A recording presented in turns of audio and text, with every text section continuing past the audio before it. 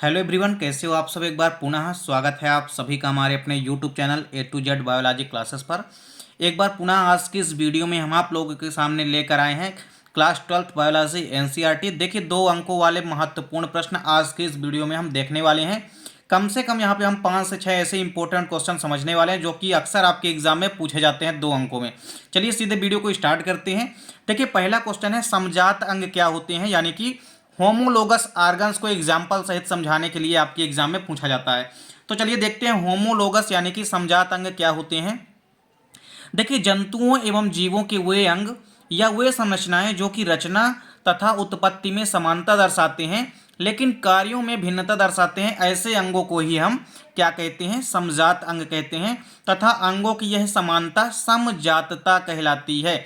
यानी किसी भी जंतुओं के अंतर्गत या जंतुओं के अंदर पाए जाने वाले ऐसे सभी अंग जो कि उत्पत्ति व रचना में क्या होते हैं, समानता दर्शाते हैं, लेकिन कार्य इनके क्या होते हैं, अलग अलग होते हैं। कार्यों में ये क्या दर्शाते हैं, भिन्नता दर्शाते हैं।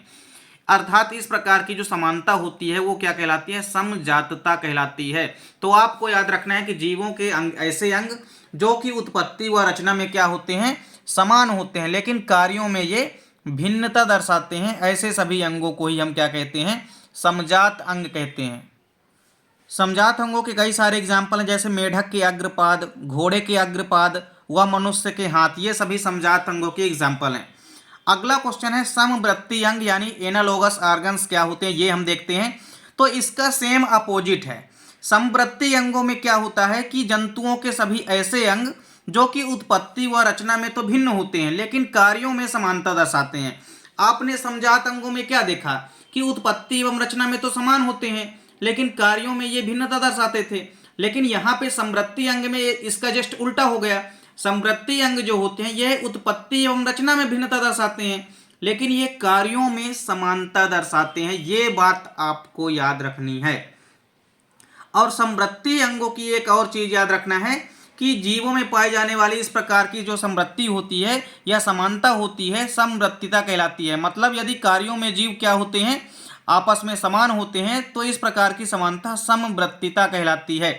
समवर्ती अंगों के एग्जाम्पल भी आपको ध्यान में रखें, जैसे तितली के पंख, पक्षी के पंख, इसके अलावा चमगादड़ आदि के पंख, ये सभी के सभी समवर्ती अंगों के एग्जाम्पल हैं।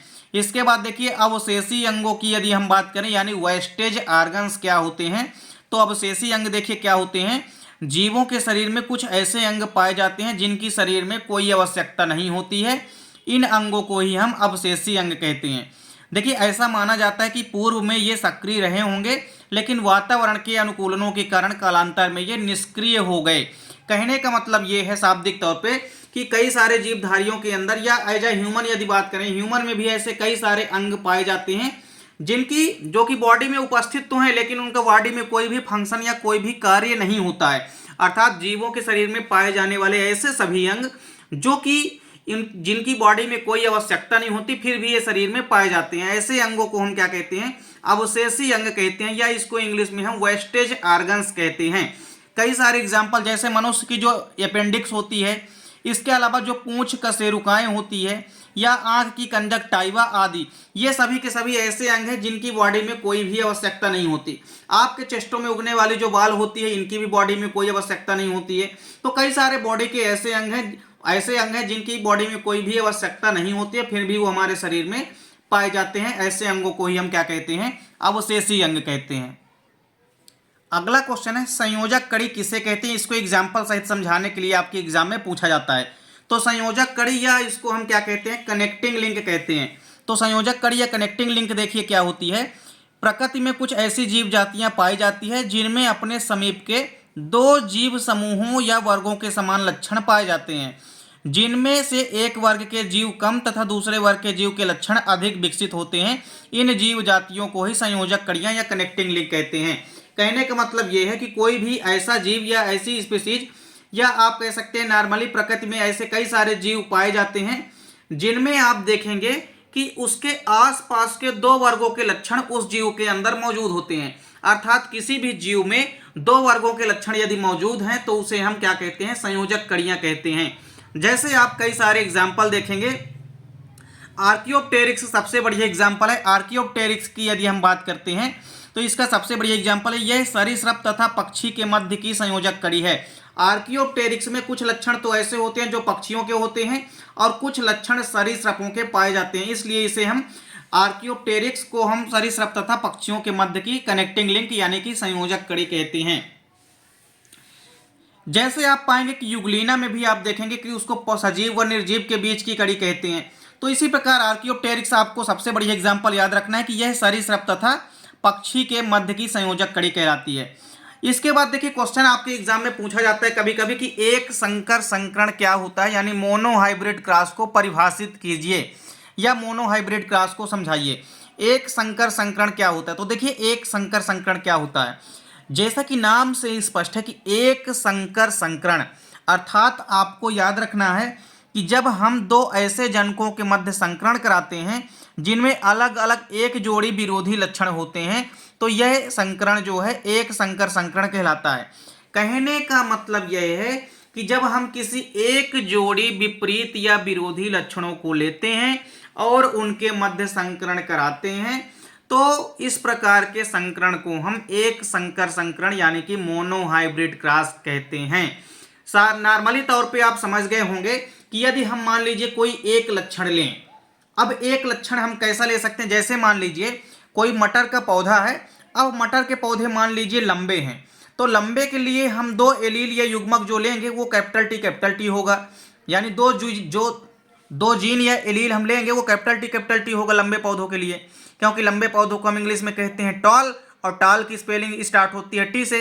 तो आपको पता है कि मेंडल नियम की जो शब्दावली है, यदि आपने मेंडल नियम की शब्दावली पढ़ी होगी तो आपको पता है कि किसी भी संकेत में हम उसके अंग्रेजी नाम के स्टार्टिंग वर्ड का अक्षर लिखते हैं, तो यहाँ पे कैपिटल टी हो गया।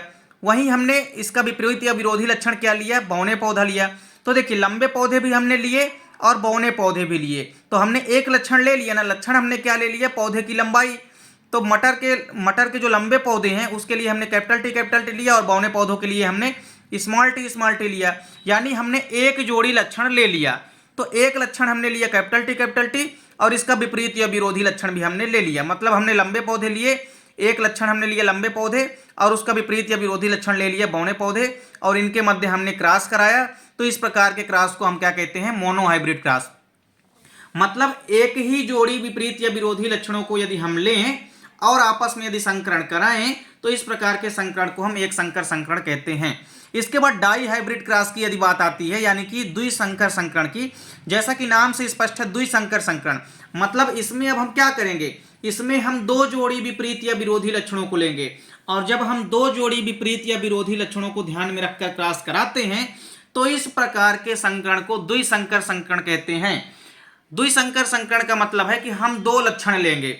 एक लक्षण मान लीजिए हमने ले लिया कि पौधे के अंदर उपस्थित जो बीज हैं वो कैसे हैं, गोल, और बीजों का रंग कैसा है, येलो कलर का है। तो ये क्या हो गया, बीजों के दो लक्षण हो गए। अब इन दो लक्षणों के विपरीत या विरोधी लक्षण भी लेने पड़ेंगे। तो जैसे मान लीजिए हमने एक गोल बीज लिए तो हमने इसका अपोजिट लक्षण क्या ले लिया, झुर्रीदार बीज ले लिए, और पीले बीज की जगह में हमने कौन से बीज ले लिए, हरे बीज ले लिए, इसके अपोजिट लक्षण। अब जब हम इन दोनों के मध्य आपस में क्रॉस कराएंगे तो इस प्रकार के क्रॉस को हम द्विसंकर संकरण कहेंगे। जैसे आप यहाँ पे देख सकते हैं हमने राउंड एंड येलो सीड लिया है, मतलब हमने गोल और पीले बीज लिया। गोल रंग के बीज के लिए हमने कैपिटल आर जीन लिए हैं और येलो रंग के लिए हमने कैपिटल बाई लिए हैं।